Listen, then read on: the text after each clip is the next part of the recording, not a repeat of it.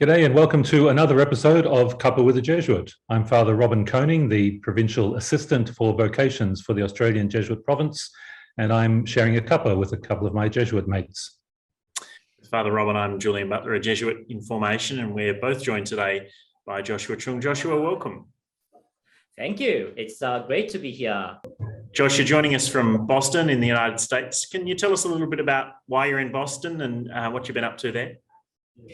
I'm actually in Boston because this is going to be my final stage of formation before priestly ordination. So I'm doing my theological formation here at Boston College, in particular the School of Theology and Ministry. So I'm doing the MDiv program, or the Master of Divinity program, which is a 3-year program, and I should be here for probably 4 years because of the requirements for those who are on the ordination track. Are there particular subjects you're doing at the moment that are engaging you more or that have particular interest to them? I'm actually doing a particular, it's not really a subject or course, it's called a module, and it has a very pastoral focus to it. So it's called Interpreting the Psalms and from the Jewish and the Christian perspective. And so it is a collaboration between the School of Theology and Ministry with the Hebrew College, which is just nearby. So each Wednesday, we go to the Hebrew College and we join our Jewish brothers and sisters and in some sort of interreligious dialogue as we look at the Psalms. And so far, we have done Psalms 23 and 27, and it had been a very rich and fruitful conversation.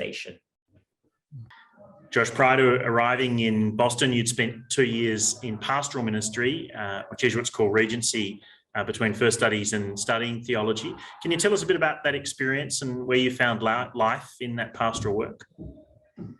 That experience in regency was one of the great experiences in my Jesuit life. I was doing my regency at St. Aloysius College, and it's a school for boys, and it has one of the ways that I found life in that school is just my normal interaction with the kids or at the playground, just going up to them, having a chat with them, sitting with them, laughing with them, and bantering at them. And that was what gave me life. Even in the classroom itself, fair enough, I love teaching. However, the best time in the classroom is after presenting the lesson. I'll be going around and just checking on the kids' work and just talking to them. And it's that interaction, the forming of relationships, and just being able to be part of their lives. And that has given me so much joy, so much love.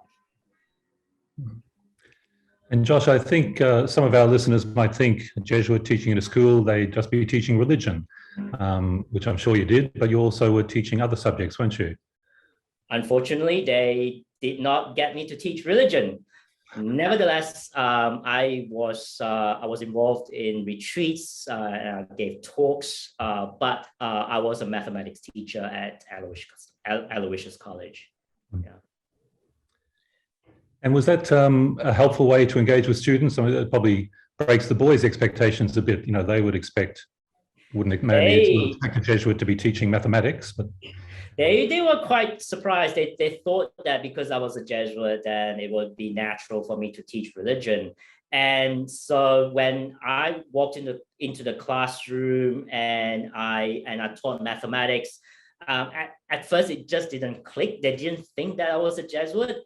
So it was only after a while that it really clicked when I started to talk about my life as a Jesuit, and when I started preaching or giving my reflections during masses, and when they see me in clerical sometimes, if there's a liturgy in the chapel, or even when I stand up and speak to them at retreats. So that is when it sort of clicked for them.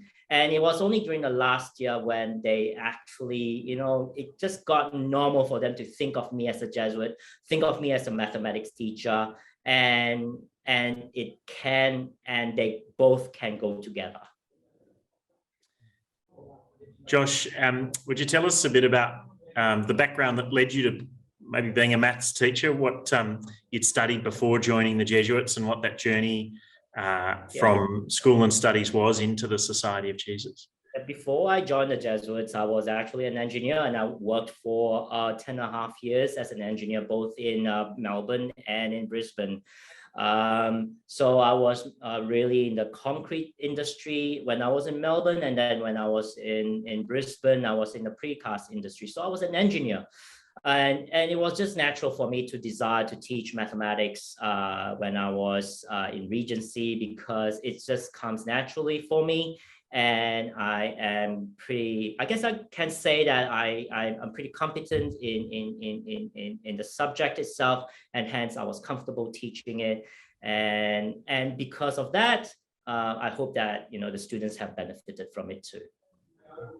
As you were working, as you said, you worked in Melbourne and in Brisbane, and somewhere during that time you felt attracted to the Jesuits. What was going on in that process for you? Well, it actually did not happen in Melbourne. I knew the Jesuits when I was living in Melbourne, because I was studying at the University of Melbourne, and I was part of the Catholic overseas students down under over there. And we do have Jesuits coming in and out, helping us with the liturgy. However, there was no desire to join the Jesuits, or no desire to even look into what the Jesuits were all about when I was in Melbourne. It was only during in Brisbane, and it was during World Youth Day 2008. I was part of the Margis program. And if the audience do not know what the Margis program is, it's basically a 1-week program prior to World Youth Day itself, where pilgrims from Jesuit institutions come together to live together as a community and do certain social justice works, or even works of charity. So I was part of the group in Brisbane, and I was leading that. And in that particular group, there were Jesuit scholastics, or Jesuits who have not been ordained yet, but Jesuit scholastics from Fordham University here in New York, and they were such outgoing, such vibrant characters, and also I was wondering, what is it like to be a Jesuit? Can I be a Jesuit? Is it what life is it what God is calling me to? But there was that spark that was ignited within my heart, and I decided to pursue that question. And do you know what, guys? It took me about 6.5 years before I entered the novitiate. So it was a long discernment process for me. And in a certain sense, I was quite glad that I took that time to not only discern, but to know more about myself. That self-awareness, that self-knowledge had really helped me in my Jesuit life. And Josh, can I ask, has it been what you expected? Something of what initially attracted you and what stayed with you along that discernment journey? Has that been kind of confirmed or challenged in your expectations of what Jesuit life would be like? A lot of the work a lot of the experiences, a lot of the work that I've been involved in had really confirmed my vocation. In particular, my one of my experiences when I was a novice in East Timor or Timor-Leste, that really confirmed my desire to be a Jesuit. That really sparked, I guess, in a sense, that the missionary desire within myself. And also, my work at St. Aloysius College, that had that involvement in the lives of the student, in the lives of the faculty, that had really allowed me to love my Jesuit life. And not only that, I had been very, very fortunate to have lived in vibrant Jesuit communities, and my brothers have been such great examples of prayerful Jesuits, of hardworking Jesuits, of Jesuits that really want to touch the lives of people. So it has been a whole package, and I have been really being confirmed in my vocation because of that. So Josh, if you were speaking to a young man today about who was interested in joining the Jesuits, what might you want to say to him? One of the things that have really helped me when I was discerning to be a Jesuit was that I sought out someone to accompany me in my discernment. I was very fortunate to have Father John Riley, the late Father John Riley, accompany me, and he had been so good to me. He had really encouraged me along the way. He said that he always encouraged me, affirmed me that I will be I'll be a good Jesuit if I were to decide to join the Society of Jesus.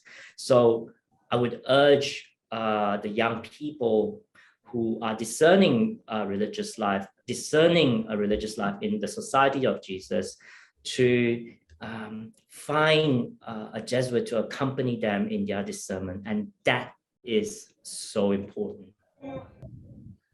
Josh, thank you very much for giving us your time to share a bit about your life there in Boston and the interesting things happening there and your Jesuit journey. It's been great to be talking to you. Not a problem. It has been a pleasure. And please say hi to the brothers in Melbourne for me. Thanks, Josh. God bless.